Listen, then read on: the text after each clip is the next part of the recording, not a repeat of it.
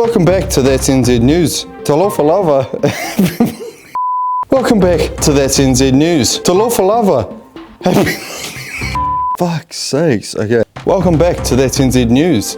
Talofa lava. Happy Māori New Year.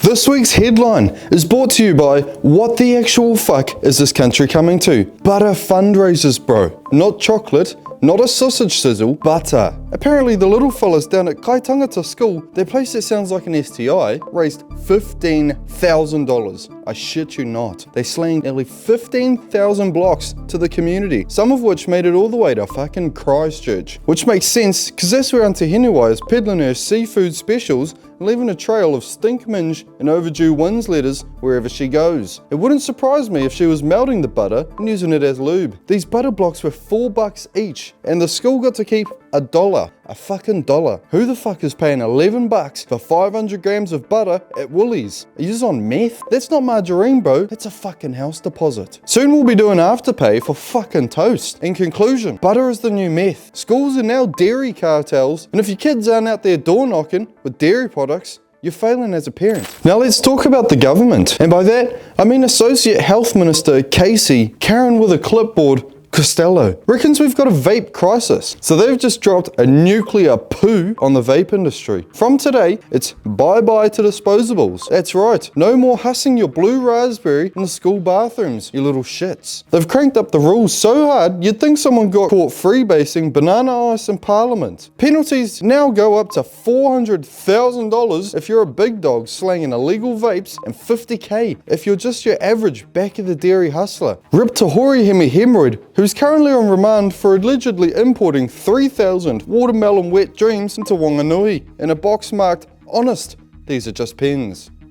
Apparently, we now have 18 full-time vape narcs running around the country doing secret shopper stings, because that's what we need more of. Government-paid narky fellas in hoodies buying grape blasters off 15-year-olds behind mobile. Honestly, you'd catch more kids if you just set up a vape trap with a Monster Energy and a Bluetooth speaker playing drum and bass. Costello reckons they're monitoring productivity and targeting hotspots. Bro, if you want a hotspot, go check the Hori girl from Hendo's glove box. Last week she was slanging in her bathwater to a rugby team out of a fucking Tupperware container. Look, I get it guys, vaping is bad, but I buy vapes for the same reason that I spend hundreds of dollars at the strip club, and that is to make sure that the kids at home are being fed.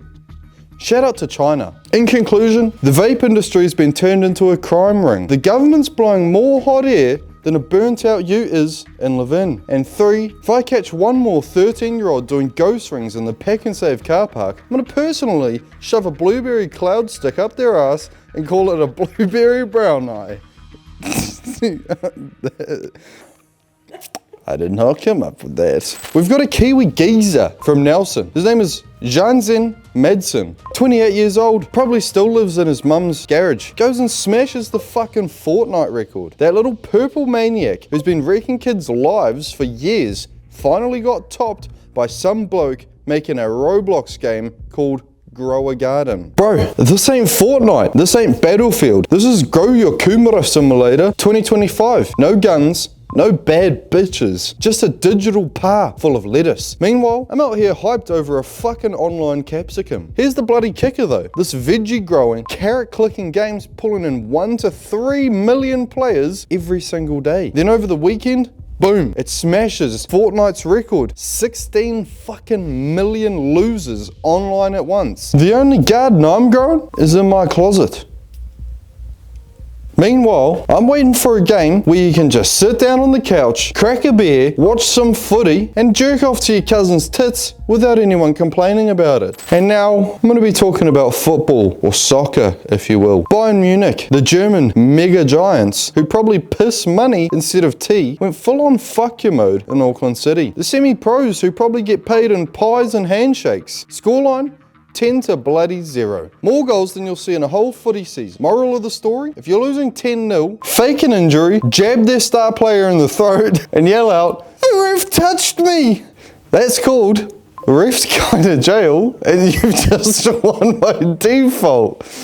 Now, Mush might just have a new pad. Some poor bastard's 4-bedroom villa on O'Hara Street went for over 150 grand. Now, before you go thinking it's a palace, no. This dump's got no power, no windows, and it's all boarded up like some kind of fortress for hobos. Some real estate muppet reckons renovation's not for the faint-hearted, double the worst. Mate, the only thing faint-hearted about that place is the poor sod who had to live there. Probably got more mold than floorboards. And a few resident spiders that'd crawl right up Hennywise's vagina. And guess what? More than a dozen wankers were bidding on it. 27 bids. All trying to snap up this hovel for their big development plans. Probably want to bulldoze it and build overpriced shoeboxes no one can afford. Honestly, it's a bloody disgrace. This is the kind of shit that makes me want to chuck the whole system in the bin and start living in a tent with Auntie Henywise and her fishy myth. And now, if you think you had a bad day, just wait until you hear about these poor cunts. Health New Zealand went and told 25 poor sods at Auckland City Hospital that they had bloody STIs. That's right, your local hospital just went and rung up a bunch of innocent people and said, hey mate, you've got the clap. Imagine that phone call. Your nan's gonna hear you got a bug. She thinks you caught it from a dodgy kebab joint or some bird down at the pub. Sweet as, right? Nah, just kidding bro. Turns out it was a cock-up. False alarm. No clap, no chlamydia, no doom. Just a heap of stressed out cunts thinking they're gonna lose the partner because the bizzo is gonna find out that they poked the hoary girl in Hendo. Michael Shepherd sounds like a bloke who'd lose his car keys in his own pants. Said it was some dodgy contamination in the test machines between May 23rd